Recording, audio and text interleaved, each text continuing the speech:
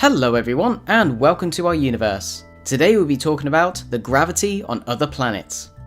So gravity is a very fundamental force in physics, and it's one that we take for granted on the planet Earth. But it's something that we just generally don't think about. We think that gravity is pretty much constant everywhere in the universe. Having only lived on one planet, humans are pretty much used to the Earth's environment. Gravity is measured in Gs, so therefore it's quite easy to categorize Earth as just a steady 1g, or you can call it 9.8 meters per second squared. However, if you would go into space, or set foot on the moon, the gravity would be very different, and something that Earthlings would not be used to. So putting it in layman's terms, gravity is dependent on mass. From stars, planets, galaxies, and even subatomic particles, gravity seems to rely on just one thing. The mass, though, can be categorized in three different ways: its size, mass, and density. And this is what gives the object gravity. When it comes to the planets in our solar system, there is various size, density, and masses, and therefore the strength of the gravity on the surfaces can vary dramatically. So let's start off with the Earth's gravity. As noted before, it was 9.8 meters per second squared. This means that if you held an object and let go of it, it would accelerate towards the surface at a speed of 9.8 meters every second from the freefall. This is a standard measurement to know the gravitational pull of a planet, and we express this in what's known as a single G.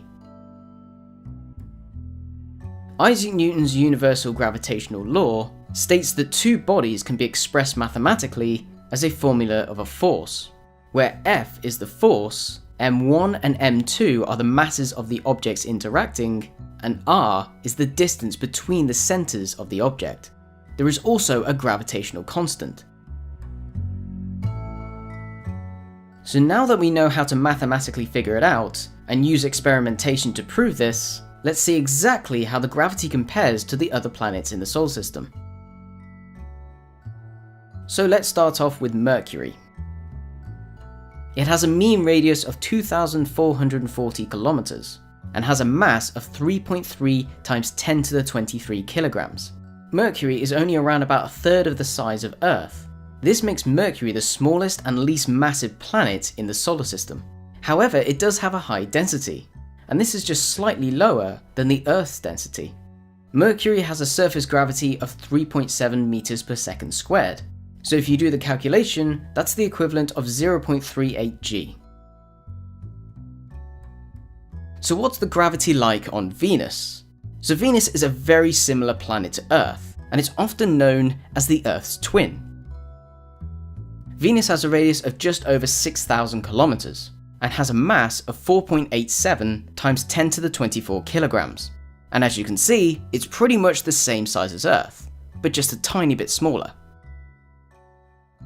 It again has around about the same density, but because of the lower density, the gravity changes. This comes out at 8.87 meters per second squared. This means that the gravity on Venus is just lower than Earth's, at 0.91 g.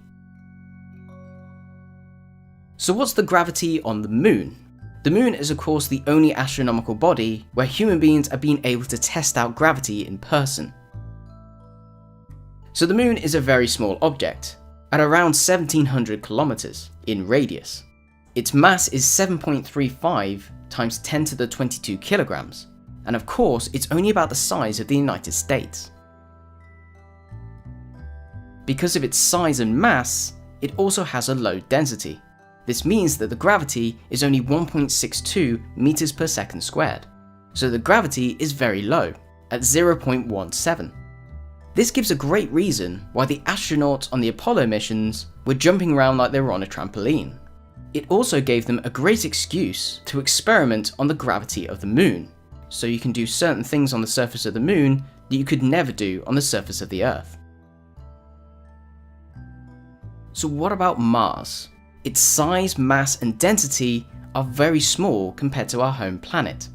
It has a radius of over 3,000 kilometers, and has a mass of 6.42 times 10 to the 23 kilograms. But of course, it's a lot smaller than Earth. With this, it comes with a lower density. and therefore its gravity is lower as well, at 3.72 meters per second squared. So if you calculate it, it comes out to 0.38 g, which again is actually closer to the gravity on the moon than it is to Earth. So what about the king of the planets, Jupiter? Well, Jupiter is just under 70,000 kilometers in radius, and has a mass of 1.9 times 10 to the 27 kilograms. And of course, because it's the giant of the solar system, it completely dwarfs the Earth and all of the inner planets.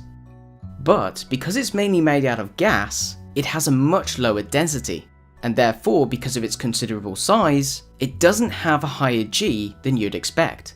It only comes out at 24.75 meters per second squared.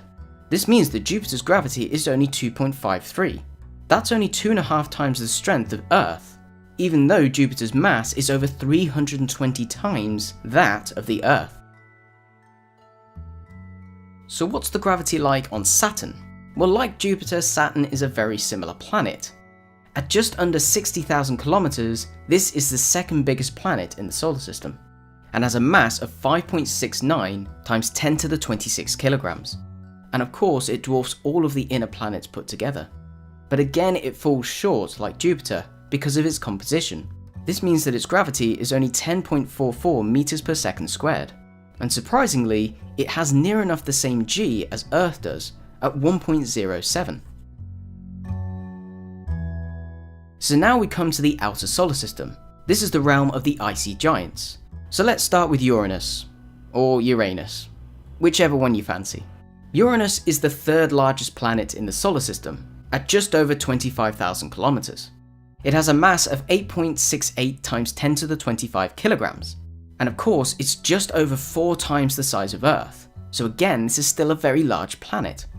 But like the other gas giant, Uranus falls short on density, so this means that it's only 8.69 meters per second squared, so therefore it comes out at lower than 1 g, at 0.87. And finally we come to the furthest planet from the Sun, Neptune.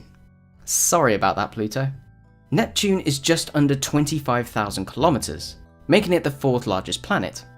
It has a mass of 1.03 times 10 to the 26 kilograms, and again it's a very similar size to Uranus. Neptune is a very similar planet to Uranus, not only in mass and size, but also in density. But it does have a higher gravity, at 11.15 meters per second squared.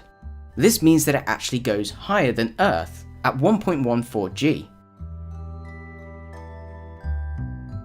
So it doesn't quite matter if you're on the surface of Mercury, the surface of Mars, or the clouds of Jupiter. Gravity basically determines the size, the mass, and density of all the planets and our Sun. It also seems to figure out the formation of our solar system and the orbits of the planets. Understanding the effect of gravity, or zero G, on the human body is essential for space travel, especially when you're going for long duration missions, like to the International Space Station, the Moon, or possibly even Mars. Knowing how strong the gravity is on other planets could help us understand more about gravity itself, because understanding the gravity of a planet basically relies on 3 things: its mass, its size, and its density.